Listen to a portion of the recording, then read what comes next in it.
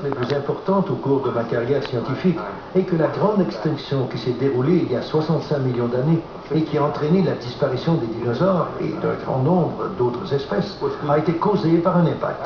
L'idée qu'une collision cosmique puisse faire de tels ravages dans la biosphère a provoqué un changement de paradigme. Pendant des années, les scientifiques ont cherché à élucider un mystère.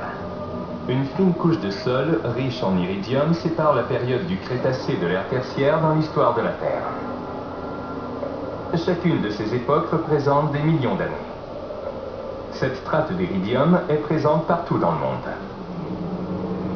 Normalement, l'iridium est très rare sur la Terre, mais on en retrouve beaucoup sur les comètes et les astéroïdes.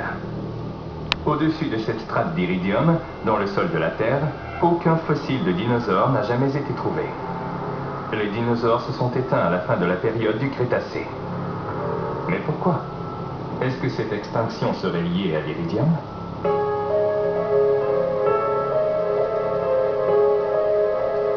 Au milieu des années 70, une équipe de scientifiques dont faisaient partie Walter et Luis Alvarez a établi que la couche d'iridium avait été déposée par une collision majeure, probablement avec un astéroïde qui aurait anéanti les dinosaures.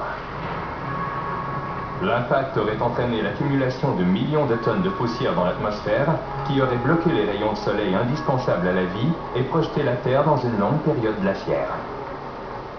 Il se peut que l'impact ait déclenché une chaîne de changements environnementaux qui, en plus de la collision initiale, ont tué un grand nombre de créatures.